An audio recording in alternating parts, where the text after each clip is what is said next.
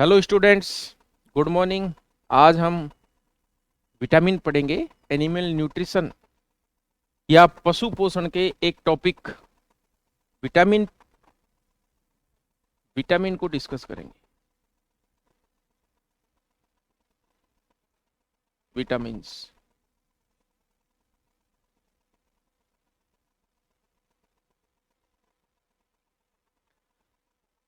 Vitamins क्या होते हैं? ये कार्बनिक पदार्थ होते हैं। ये ऑर्गेनिक सब्सटेंस या कार्बनिक पदार्थ होते हैं। कार्बनिक पदार्थ जो शरीर की उपापचयी क्रियाओं के लिए आवश्यक होते हैं। उपापचयी क्रियाओं के लिए आवश्यक होते हैं। विटामिन बहुत ही कम मात्रा में आवश्यक होते हैं। कम मात्रा में आवश्यक।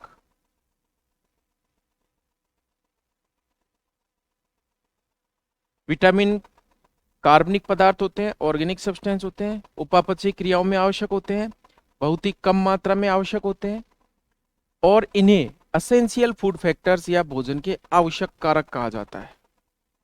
ये भोजन के आवश्यक कारक कहलाते हैं, यानी असेंशियल फूड फैक्टर्स। विटामिन्स भोजन में जरूरी हैं। विटामिन का नाम विटामिन फंक ने या कैस्विन फंक ने, फुंक या फंक नामक वैज्ञानिक ने 1912 में दिया था। कौन सा नाम? विटामिन। इससे पहले इन्हें भोजन के आवश्यक कारक या असेंशियल फूड फैक्टर्स कहा जाता था, क्योंकि इनकी कमी से शरीर में कोई न कोई रोग हो जाता था, बीमारी हो जाती थी, इसलिए इन्हें भोजन के आवश्यक कारक कहा जाता था। विटामिन की खोज का श्रेय हॉपकिंस को दिया जाता है। हॉपकिंस ने विटामिन की खोज की थी और फुंक ने विटामिन नाम दिया था। क्या नाम दिया था? विटामिन शब्द या विटामिन नाम फंक ने दिया था। विटामिन का जो अध्ययन है, स्टडी ऑफ विटामिन्स, क्या कहलाता है? विटामिनोलॉजी। विटामिनोलॉजी क्या है? विटामिनोलॉजी विटामिन्स का अध्ययन, स्टडी ऑफ विटामिन। विटामिन का अध्ययन क्या कहलाता है? विटामिनोलॉजी। विटामिन की शरीर में कमी या जानवरों के शरीर में विटामिन की कमी को एक टर्म दी जाती है, उसे कहते हैं एविटामिनोसिस। एविटामिनोसिस। एविटामिनोसिस यानी विटामिन की शरीर में कमी।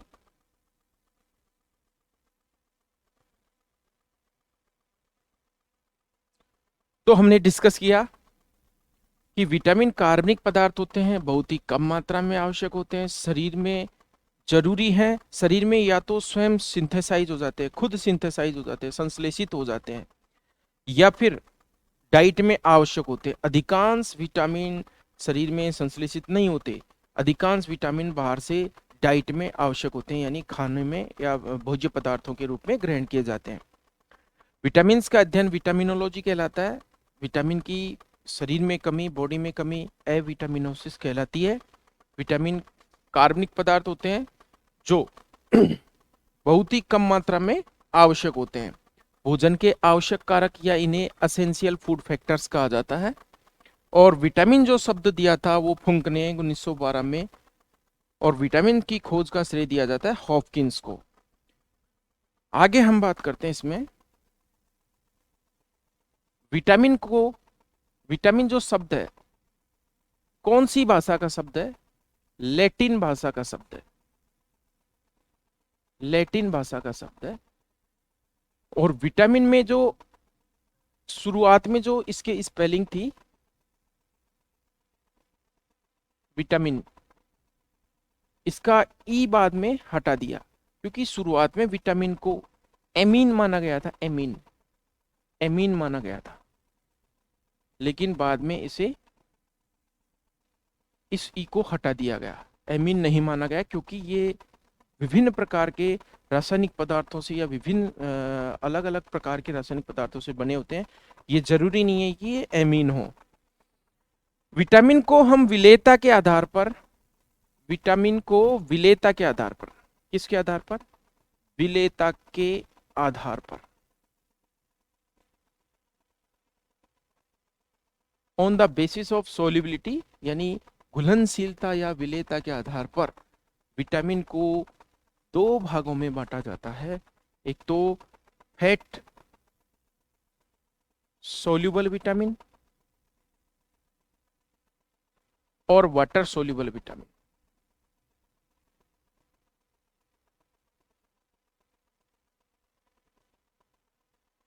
यानी वसा विलेय विटामिन और जल विलेय विटामिन। वसा में विलेय और जल विलेय विटामिन, जल में घुलनशील।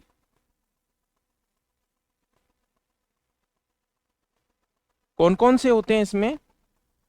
विटामिन को विलेयता के आधार पर दो भागों में बांटा है।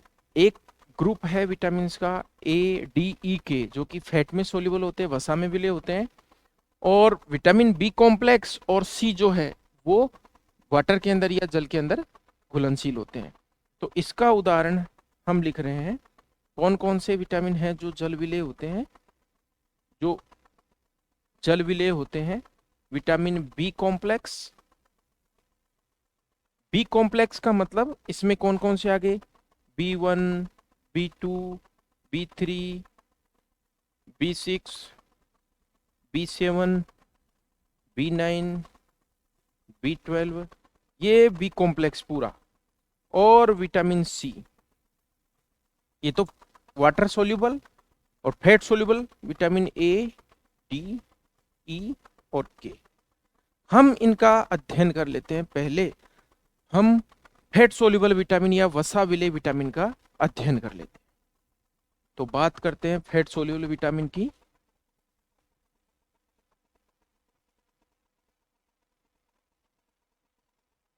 फैट सोल्यूबल विटामिन यानी वसा में घुलनशील विटामिन, तो चार बताए मैंने आपको, विटामिन ए, डी, ई और के। सर्वप्रथम हम अध्ययन करते हैं पहला vitamin, vitamin A. Vitamin A, vitamin A की खोज की थी मैकुलम व डेविस ने। मैकुलम व डेविस ने इसकी खोज की थी विटामिन ए की। विटामिन ए का जो पूर्ववर्ती पदार्थ होता है, जो प्रो विटामिन होता है या प्रीकर्सर होता है, उसका नाम है कैरोटीन। यानी कैरोटीन, और कैरोटीन में भी कौन सा कैरोटीन? Beta carotene.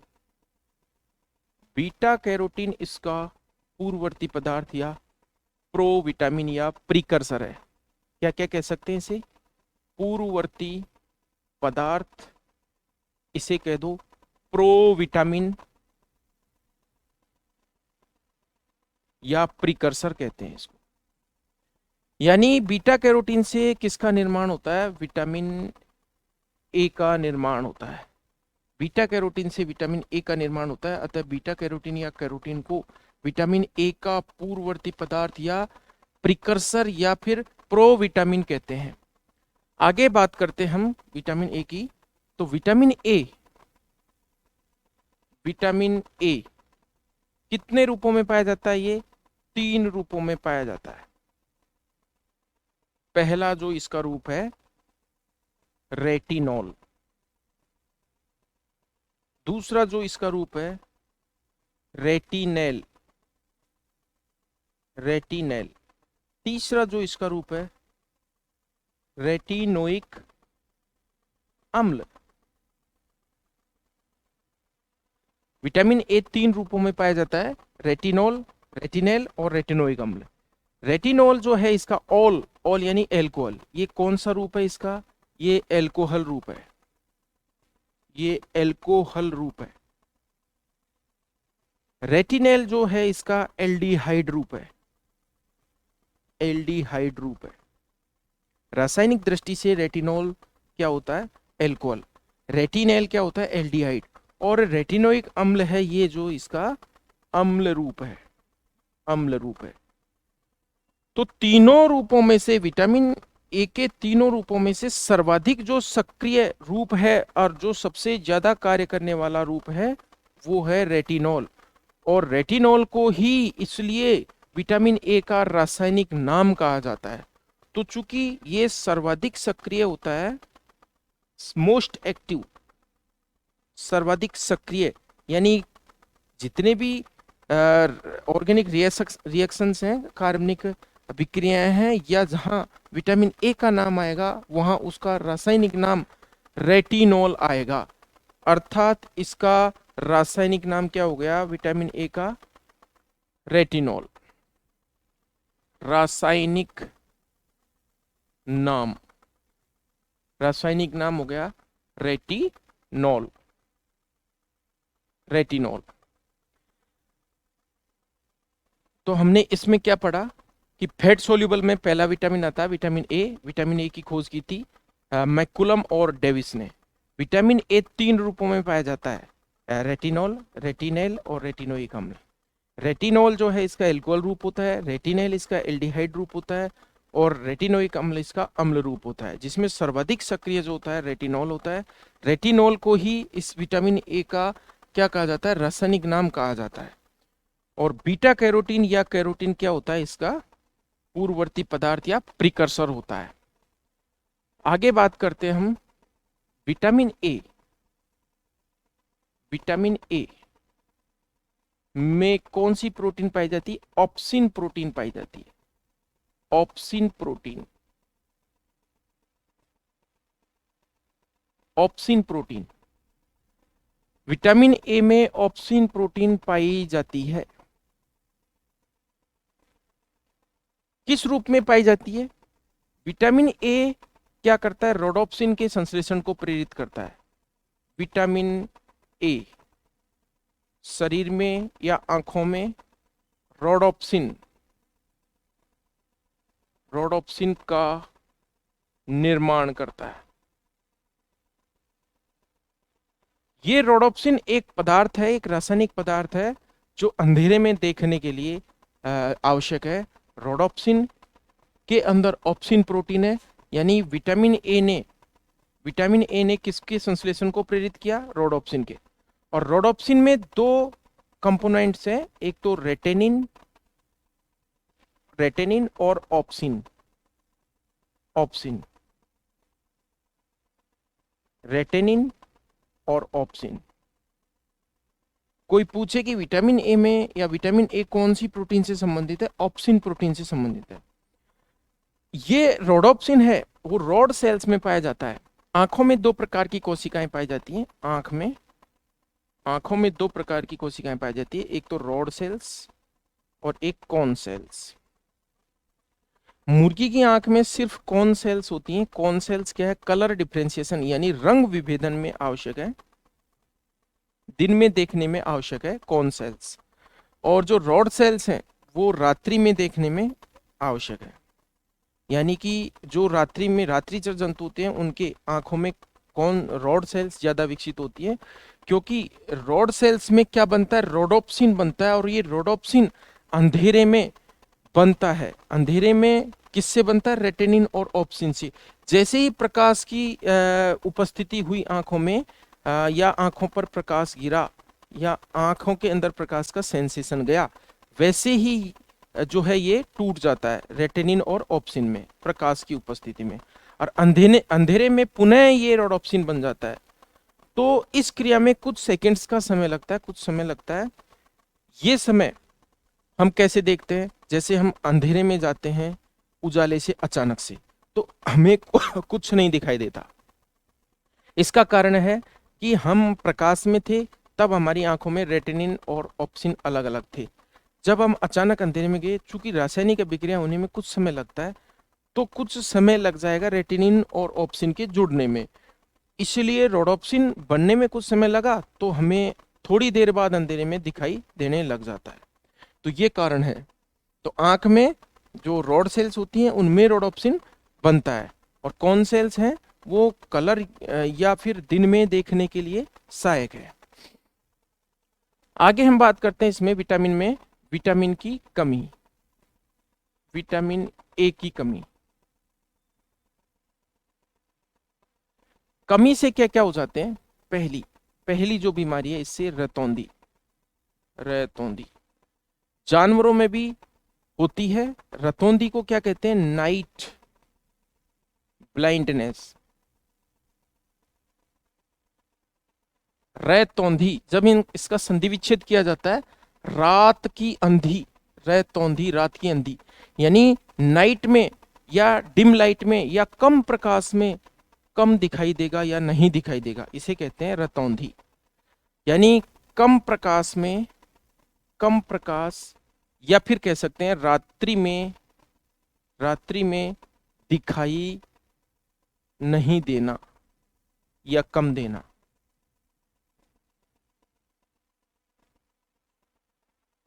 तो कम प्रकाश या रात्रि में दिखाई नहीं देता, इस बीमारी को कहते हैं नाइट ब्लाइंडनेस। इसे निक्टालोपिया भी कहते हैं, इसका दूसरा नाम है निक्टा। निक्टा मतलब रात, नाइट, निक्टालोपिया, निक्टालोपिया भी कहते हैं इस बीमारी को। तो आंखें सबसे ज्यादा प्रभावित होती है विटामिन ए की कमी से। तो आंखों में कौन सी डिजीज हो गई? रतौंधी, रतौंधी यानी नाइट ब्लाइंडनेस, विटामिन ए की कमी से। दूसरी बीमारी जो कि आंखों की है, जीरोफ्थेल्मिया, जीरोफ्थेल्मिया, जीरोथेल्मिया, जीरोथेल्मिया। जीरो का मतलब होता है सूखा, जीरो का मतलब होता है सूखा, और सूखी क्या रह गई? आंखें।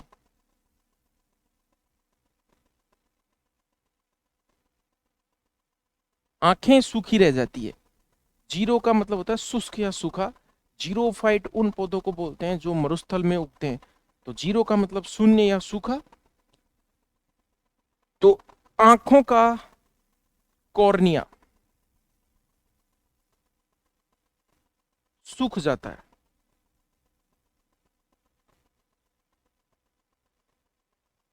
और क्या हो जाता है? उसका किरेटिनीकरण हो जाता है। तो आंखों का कॉर्निया सूख जाता है, जिससे क्या है, आंखों में जो है घर्षण होता है। घर्षण के कारण वुंड हो जाते हैं, वुंड हो जाते हैं तो आंखों में इन्फेक्शन हो जाता है। आंखों में क्या हो जाता है? संक्रमण हो जाता है। जब आंखें सूखी रहती हैं तो आंखों में इन्फेक्शन हो जाता है। तो दूसरी बीमारी होगी आंखों की, जीरोफ्थेल्मिया। तीसरी हम बात करते हैं त्वचा की बीमारी है, जिसे कहते हैं हम कीरेटोमलेशिया, कीरेटोमलेशिया। तो स्किन कैसी रह जाती है? ड्राई, त्वचा सूखी व खुरदरी रह जाती है, त्वचा सूखी व खुरदरी रह जाती है। कीरेटोमलेशिया बीमारी के अंदर, या त्वचा की बीमारी है जिसमें त्वचा क्या है? सूखी रह जाती है, ड्राई रह जाती है, रफ हो जाती है, झुर्रियां पड़ जाती है। इसलिए विटामिन ए उम्र बढ़ने को भी रोकता है, एंटी एजिंग विटामिन भी है। विटामिन ए क्या है? एंटी एजिंग विटामिन भी है। ये झुर्रियां, जो त्वचा पर झुर्रियां पड़ती हैं, उनको रोकता है। तो इसकी कमी से क्या हो गया? कीरेटोमलेशिया। अब हम देखते हैं, ये तो जानवरों में हो गई, पशु में हो गई। मुर्गी में एक बीमारी हो जाती है विटामिन ए की कमी से, न्यूट्रिशनल न्यूट्रिशनल राउट,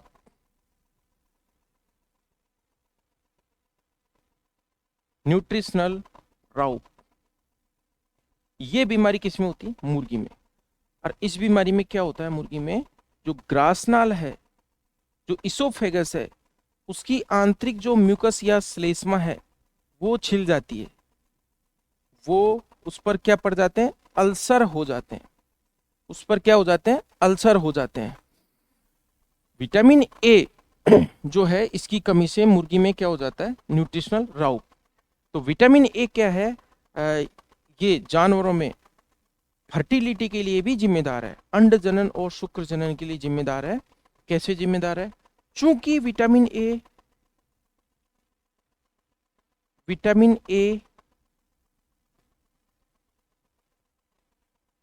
उपकला ऊतक, उपकला ऊतक की मरम्मत करता है। उपकला ऊतक की क्या करता है? मरम्मत करता है, उपकला ऊतक की रिपेयरिंग करता है। अतः ये विटामिन ए दो काम करेगा, उपकला ऊतक की मरम्मत या उपकला ऊतक के मेंटेनेंस या एपिथेलियम के मेंटेनेंस का कार्य करता है। अतः ये दो कौन कौन से कार्य करेगा? एक तो ये युग्मक निर्माण में सहायता करेगा, क्योंकि जो युग्मक बनते हैं, गेमेट्स बनते हैं, जो जर्मिनल एपिथेलियम से ही बनते हैं, जनन उपकला से बनते हैं, तो युग्मक निर्माण में सहायता करेगा। यानी ये किसके लिए आवश्यक है? ये फर्टिलिटी के लिए भी आवश्यक है, फर्टिलिटी के लिए आवश्यक है। यानी विटामिन ए जो है शुक्र जनन और अंड जनन के लिए आवश्यक है। दूसरी बात हम करेंगे, विटामिन ए उपकला ऊतक की मरम्मत करेगा, अतः ये संक्रमण रोधी विटामिन है, संक्रमण रोधी विटामिन है।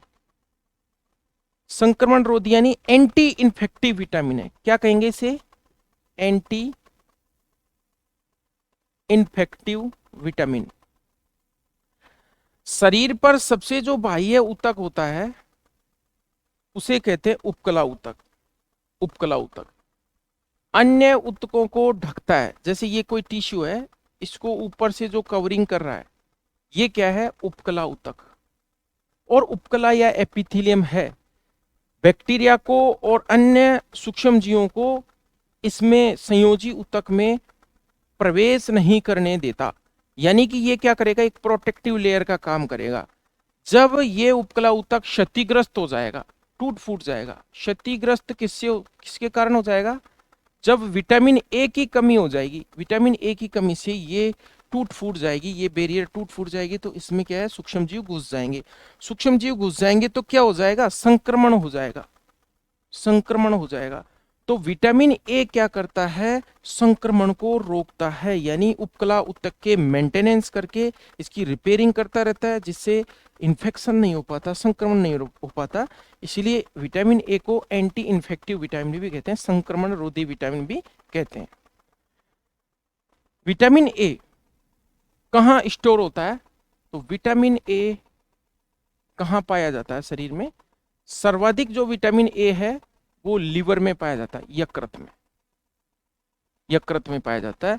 चूंकि फैट सोल्यूबल है तो फैट के साथ ही एक घुलनशील होता है, और डाइट में जब फैट की वाली चीजें दी जाती है शरीर में खाद्य पदार्थों के साथ में, तो इस विटामिन का शरीर में प्रवेश होता है खाद्य पदार्थों के साथ में।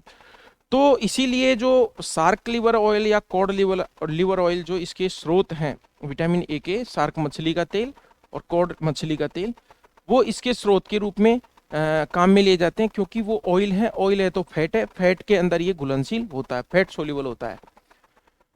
तो यकृत में स्टोर होता है, लिवर में स्टोर होता है, ये विटामिन ए लिवर में स्टोर होता है। दूसरी बात हम करते हैं, इसके स्रोत देख लेते हैं। जो गाजर है, गाजर या फिर हरे चारे, पशुओं को जो हरे चारे खिलाते हैं या हरी सब्जियां,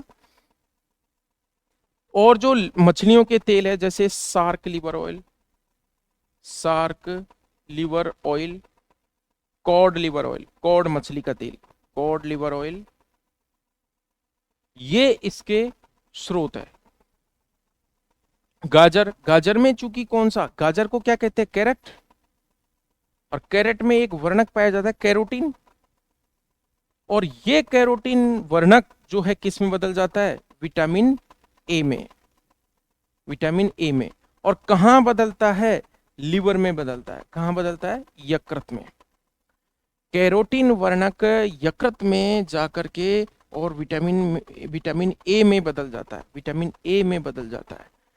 और गाय के लिवर में ये क्षमता नहीं पाई जाती कि ये कैरोटीन को विटामिन ए में बदल दे, क्योंकि कैरोटीन जो होता है ये वर्णक हरा पीला होता है, ग्रीनिश येलोइश होता है, और विटामिन ए क्या होता है? रंगहीन होता है, ये रंगीन होता है। तो जब दूध के अंदर ये रंगहीन अवस्था में पाया जाएगा तो ये अपना कोई कलर प्रोड्यूस नहीं करेगा, विटामिन ए। जबकि कैरोटीन अपना हरा पीला रंग प्रदान करेगा। इसलिए गाय के जो दूध में कलर आता है हरा पीला या हल्का पीला जो रंग होता है, हल्का पीला जो रंग होता है गाय के दूध का, वो किसके कारण होता है? कैरोटीन के यथावत आ जाने के कारण। बिना विटामिन ए में चेंज हुए कैरोटीन दूध के साथ वैसे के वैसे आ जाता है। इसलिए इसलिए जो है गाय के दूध का रंग, गाय के दूध का रंग कैसा होता है? हल्का पीला होता है, क्योंकि गाय के लिवर में ये क्षमता नहीं होती। आगे हम बात करते हैं इसमें विटामिन में, विटामिन ए चल रहा है। विटामिन ए की कमी से आंखों में एक रोग हो जाता है जिसको बिटॉट्स स्पॉट बोलते हैं। बिटॉट्स स्पॉट, बिटॉट्स स्पॉट बोलते हैं। विटामिन ए वैसे तो दूध में और जो फैट सोल्यूबल चीजें हैं, फैट सोल्यूबल खाद्य पदार्थ है, उनमें बहुत ही अच्छा पाया जाता है। फिर भी जो प्राकृतिक जो वनस्पति है, जैसे हरा चारा है, गाजर है, शार्क मछली का तेल है, इनमें ये अच्छा पाया जाता है। तो विटामिन ए से सर्वाधिक जो रोग होते हैं वो आंखों से संबंधित होते हैं। द्वितीय सबसे ज्यादा रोग होते हैं वो त्वचा से संबंधित होते हैं। ये एंटी एजिंग विटामिन है और जानवरों में इस विटामिन का लीवर के अंदर स्टोर होता है और लीवर इसका मुख्य स्रोत है। अब मैं वापस से विटामिन ए को रिवाइज करा देता हूँ। विटामिन ए खोज किसने की थी? मैकुलम और डेविस ने। ये 3 रूपों में पाया जाता है, रेटिनोल, रेटिनेल एवं रेटिनोइक अम्ल, जिसमें रेटिनोल सबसे महत्वपूर्ण है, जो इसका सबसे सक्रिय रूप है रेटिनोल, इसका रासायनिक नाम है। बीटा कैरोटीन इसका प्रोविटामिन या पूर्ववर्ती पदार्थ है। बीटा कैरोटीन से ये विटामिन ए बनता है। बीटा कैरोटीन क्या होता है? रंगहीन, ये हरा पीला होता है, जबकि विटामिन ए रंगहीन होता है। लीवर के अंदर ये चेंज होता है, कैरोटीन जो है विटामिन ए में बदलता है। विटामिन ए की कमी के कारण क्या क्या हो जाता है? जैसे जानवरों में आंखों में ये आंखों की समस्याएं उत्पन्न करता है। रतौंधी, नाइट ब्लाइंडनेस, जो कि अंधेरे में या कम लाइट में, कम प्रकाश में दिखाई नहीं दे पाना, क्या कहलाता है? रतौंधी या रात का अंधा। जीरोफ्थेल्मिया, आंखें सूखी रह जाती है। किरेटोमलेशिया, मुर्गी में न्यूट्रिशनल राउ, बिटॉट्स स्पॉट, ये रोग हो जाते हैं। और विटामिन ए से संबंधित महत्वपूर्ण तथ्य हैं कि एक तो ये लिवर के अंदर संश्लेषित होता है, लिवर के अंदर स्टोर होता है, और लिवर के अंदर ये विटामिन बीटा कैरोटीन को विटामिन ए में बदला जाता है। तो अगला जो हम विटामिन अध्ययन करेंगे वो विटामिन है vitamin D. Vitamin D, vitamin D 2 रूपों में पाया जाता है, D2 और D3।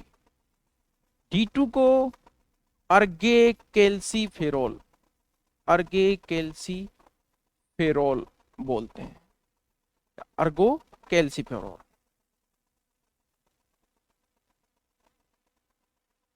जबकि D3 का रासायनिक नाम है कोले कैल्सीफेरॉल, कोले कैल्सीफेरॉल। विटामिन डी एक ऐसा विटामिन है जो त्वचा में संश्लेषित किया जाता है सूर्य की अल्ट्रावायलेट किरणों की उपस्थिति में। तो यह प्रकृति से प्राप्त विटामिन है, प्रकृति से प्राप्त विटामिन है। हालांकि डायरेक्ट कोई सूर्य की धूप में यह विटामिन नहीं होता, संश्लेषित स्किन के अंदर होता है। त्वचा में एक पदार्थ पाया जाता है जिसको बोलते हैं 7 डाइहाइड्रो कोलेस्ट्रॉल। ये 7 डाइहाइड्रो कोलेस्ट्रॉल किस में बदल जाता है? विटामिन डी में बदल जाता है। किसकी उपस्थिति में? सूर्य के प्रकाश की उपस्थिति में, सनलाइट की उपस्थिति में। क्योंकि सूर्य के प्रकाश में कौन सी विकिरणें होती हैं? अल्ट्रा वायलेट या पराबैंगनी किरणें, यूवी रेज होती हैं। ये यूवी रेज त्वचा में, इसलिए धूप में रहने वाले या धूप में कार्य करने वाले या धूप में जो जानवर रहते हैं उनकी हड्डियां मजबूत होती हैं। धूप के कारण ये विटामिन किस में बनता है? स्किन में। तो ये विटामिन जो है विटामिन डी क्या क्या कार्य करता है? एक तो कैल्शियम कैल्शियम और फास्फोरस के उपापचय में सहायक है। फास्फोरस के उपापचय में सहायक है। कैल्शियम और फास्फोरस के उपापचय में सहायक है, अर्थात हड्डियों की मजबूती के लिए ये आवश्यक है। नाम से ही पता चल रहा है कोलेकैल्सिफेरॉल। ये कोलेकैल्सिफेरॉल जो रूप है इसका D3, ये सर्वाधिक सक्रिय रूप है, इसका सर्वाधिक सक्रिय रूप है। यानी एक तरह से जब विटामिन डी की बात होगी तो विटामिन D3 की बात होगी। अधिकांश औषधियों में, अधिकांश मेडिसिन में जो कि इस विटामिन की पूर्ति करती हैं, उसमें D3 रूप में ये आता है विटामिन। आगे हम बात करते हैं इसे क्या कहते हैं, उपनाम क्या है इसे, सनशाइन विटामिन। सनशाइन विटामिन कहते हैं, सूर्य की धूप का विटामिन, सूर्य की धूप का विटामिन। और चूंकि ये विटामिन क्या करता है, ये विटामिन विटामिन डी रिकेट्स रोग को रोकता है, यानी ये एंटी रिकेटिक, एंटी रिकेटिक विटामिन है। कौन सा, एंटी रिकेटिक, रिकेट्स रोग को, रिकेट्स रोग को रोकता है। क्योंकि विटामिन डी की कमी से क्या क्या रोग होते हैं, देखिए, जो छोटे पशु होते हैं या कम उम्र के पशु होते हैं, कम उम्र के पशु होते हैं, उनमें हो जाता है रिकेट्स। रिकेट्स रोग में क्या है, हड्डियां क्या हो जाती हैं, मुलायम, जिससे हड्डियां मुड़ जाती है, अपने स्वयं के वजन के कारण मुड़ जाती हैं, मुलायम होने के कारण। वयस्क पशु में यानी एडल्ट में कौन सा रोग हो जाता है, ऑस्टियोमलेशिया, ऑस्टियोमलेशिया, ऑस्टियोमलेशिया, जिसमें हड्डियां क्या है, थोड़ी विकृत हो जाती हैं, विकृत यानी मुड़ जाती हैं। और वृद्ध पशुओं में, जो ज्यादा उम्र के पशु होते हैं, ओल्ड एज के पशु होते हैं, ओल्ड एज के पशु में क्या हो जाता है, ऑस्टियोपोरोसिस, ऑस्टियोपोरोसिस, ऑस्टियोपोरोसिस यानी अस्थियां या बोन्स छिद्रित हो जाती हैं, उनमें छिद्र हो जाते हैं और आसानी से क्या हो जाते हैं, फ्रैक्चर हो जाते हैं। फ्रैक्चर होना या हड्डी का टूटना आसान हो जाता है जब ऑस्टियोपोरोसिस हो जाता है। तो ये 3 रोग बताए मैंने, कम उम्र के पशु में रिकेट्स, वयस्क पशु में ऑस्टियोमलेशिया, और वृद्ध पशु में या ज्यादा एज के पशु में क्या हो जाता है, osteoporosis. Vitamin D, vitamin D ये एक हार्मोन की तरह कार्य करता है, इसे हार्मोन जैसा विटामिन भी कहते हैं। क्या कहते हैं, हार्मोन जैसा विटामिन। विटामिन डी जो है, इसके वैसे स्रोत देखे जाएं तो सबसे अच्छा या सबसे बेस्ट स्रोत तो है इसका सूर्य की धूप। बाकी जो कैल्शियम युक्त चीजें हैं, अन्य जो फैट संबंधी चीजें हैं, वो भी इसका एक अच्छा स्रोत होता है। तो विटामिन डी के हम वापस रिवाइज कर रहे हैं। विटामिन डी 2 रूपों में पाया जाता है, D2 और D3। D2 को अर्गेकैल्सिफेरॉल कहते हैं, D3 को कोलेकैल्सिफेरॉल कहते हैं। D3 जो है इसका सबसे सक्रिय रूप है। D3 विटामिन जो है इस ये मेडिसिन के अंदर या उसमें आता है, जो इसकी पूर्ति करने के लिए दिए जाते हैं। विटामिन डी की कमी से जो है रिकेट्स, ऑस्टियोमलेशिया और ऑस्टियोपोरोसिस नाम के रोग हो जाते हैं। रिकेट्स छोटे बच्चों में होता है जिसमें हड्डियां मुड़ जाती हैं, ऑस्टियोमलेशिया वयस्क पशु में होता है, और वृद्ध पशुओं में ऑस्टियोपोरोसिस होता है। ये विटामिन हार्मोन की तरह कार्य करता है, इसे एंटी रिकेटिक विटामिन भी कहते हैं, अस्थियों की मजबूती के लिए आवश्यक है। आगे हम बात करते हैं अगला vitamin, vitamin E. Vitamin E, E की खोज इवांस और बिशप ने की थी। खोज किसने की थी, इवांस और बिशप, इवांस और बिशप। विटामिन ई का जो रासायनिक नाम है ये महत्वपूर्ण है। रासायनिक नाम, रासायनिक नाम है टोकोफेरॉल, टोकोफेरॉल। यहां पर टोको शब्द का मतलब है जन्म। टोको शब्द जैसे डिस्टोकिया, जन्म देने में कठिनाई, टोको।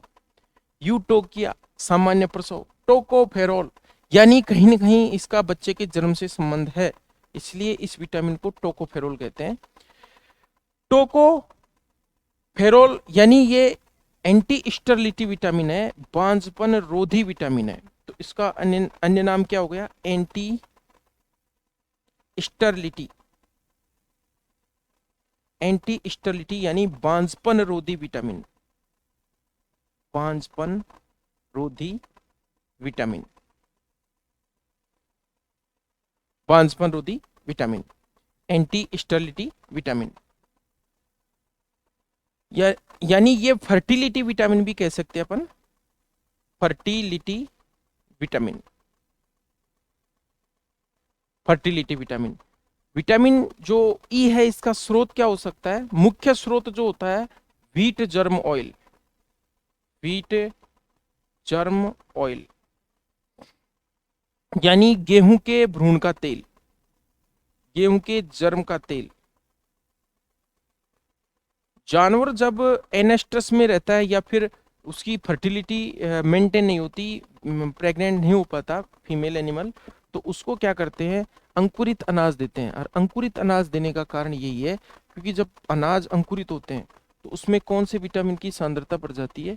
विटामिन ई की सांद्रता या विटामिन ई की मात्रा बढ़ जाती है। और विटामिन ए जो है जनन उपकला के मेंटेनेंस के लिए आवश्यक है। ये शुक्र जनन एवं अंड जनन के लिए आवश्यक है, शुक्र जनन एवं अंड जनन के लिए आवश्यक है। अर्थात इसे फर्टिलिटी विटामिन या एंटी स्टरलिटी विटामिन भी कहते हैं। विटामिन ई जो है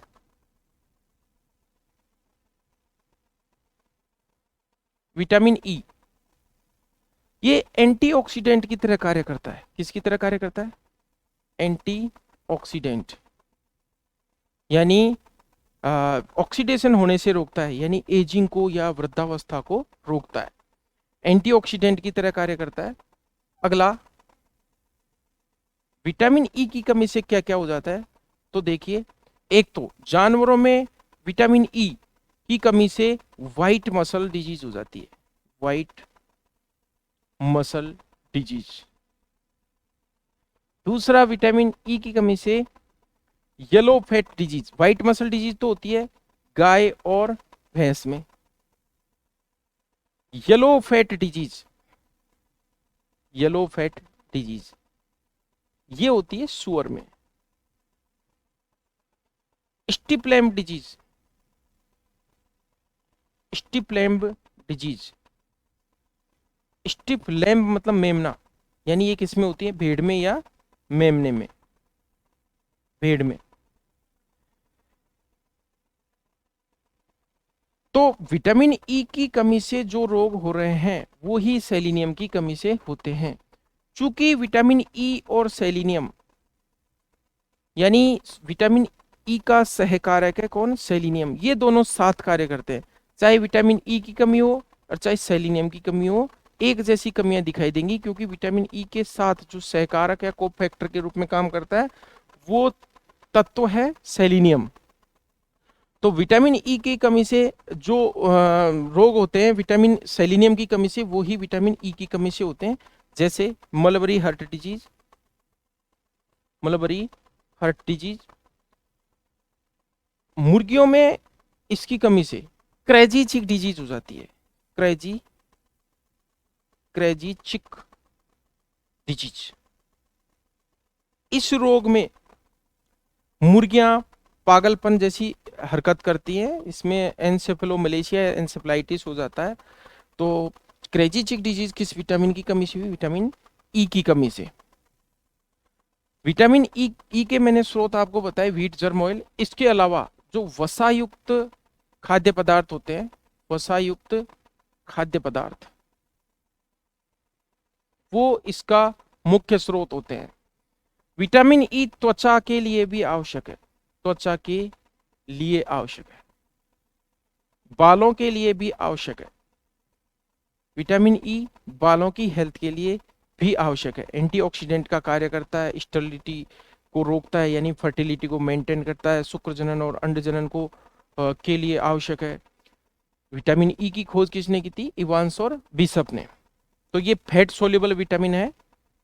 आज के वीडियो में इतना ही। धन्यवाद।